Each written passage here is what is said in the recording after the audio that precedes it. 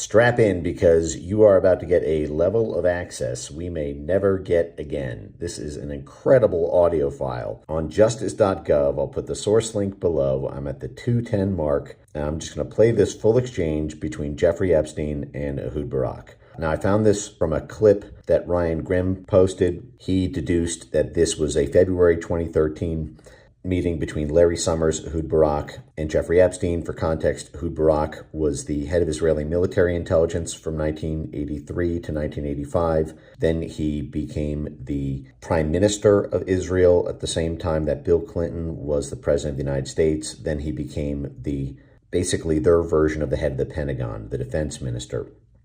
He left that position in March 2013, and this is February 2013, 1 month before he leaves government office. Now, this is important because what you are about to see is a conversation between the outside fixer, Jeffrey Epstein, and the still head of Israeli military as he transitions to the private sector, and the conversations about how to create your own private business and how Jeffrey Epstein shapes this. Listening to this conversation, I think, will give you a very deep understanding of the role that Epstein plays in mediating the lucrative success of private careers for formerly government officials. So what Tom asked me this morning, Tom appears to be Tom Pritzker, who is the chairman of the Pritzker Foundation. He's the head of the Hyatt hotel chain. His brother is J.B. Pritzker, the governor of Illinois. He told you at Davos was he thought you should make a list of his words, he said, yes, but who has IOUs to you? Is that who's out of the people in the past who you think you're close to? He said that he really wanted you to make this list of this person owes me a favor, this person owes me his life, this person owes me his job.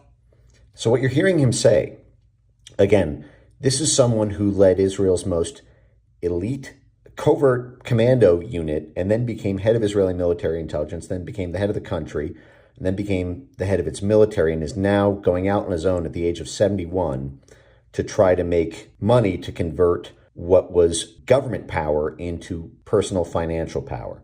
Now, it appears that Epstein played this role in the United States with CIA Director Bill Burns.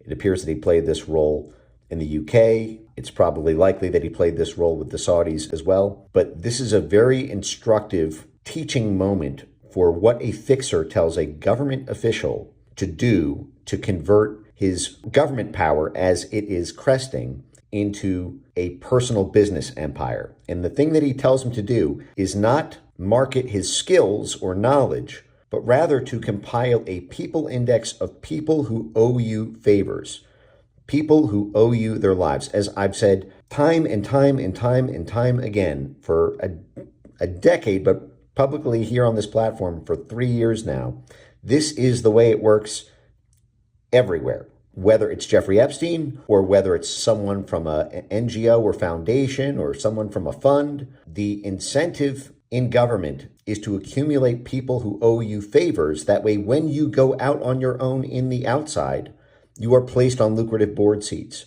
You get funding from the foundations and philanthropies. You get startup capital. You get a huge sinecure, not for your government work, but for the moment you go private after your government work, because people owe you IOUs from your time in government. This is how the State Department gets captured.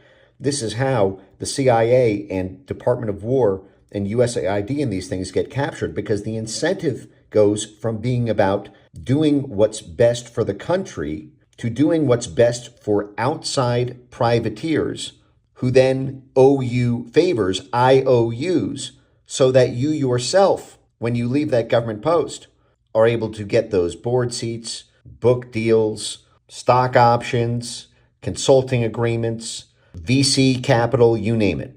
I'm going to keep playing. This person owes me. Yeah, okay. And so you got to work it backwards and say, here is my, instead of thinking about what the opportunities are first, because right now you're focused on opportunities. Yeah. I need you to focus on your personal balance sheet. in terms of competences. What's your real strengths? What's the liability? One of the liabilities is you're 71 years old, so you can't be in a business that takes 20 years to make money. Yeah. We have to make money in the next 3 years. So, people, competence, things. So, I talked to Ian yesterday. I asked him to come. Yeah. He flew into London. He's great for an hour.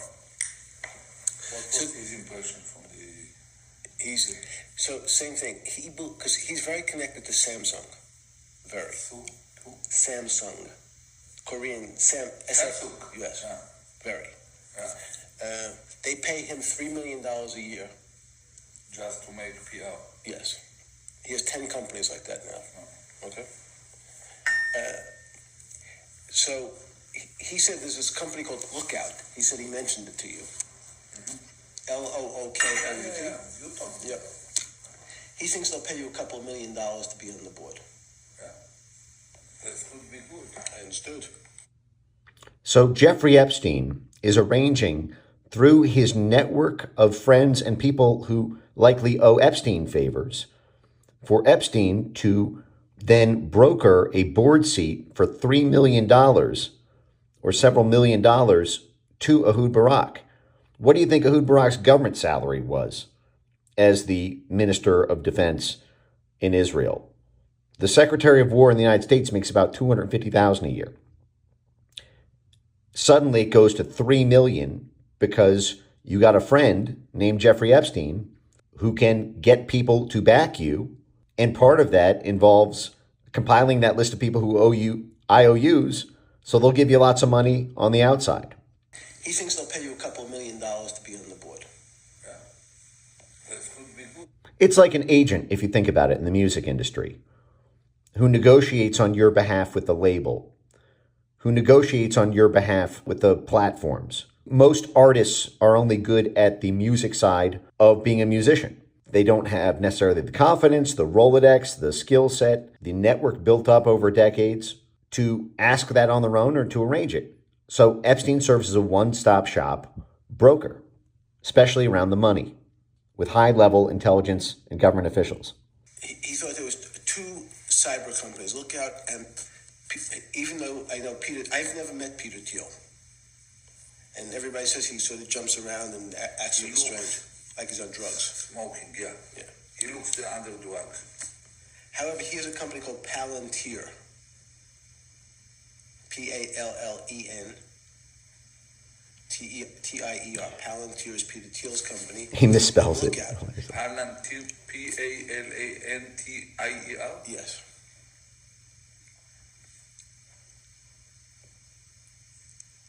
How you write Thiel? Thiel.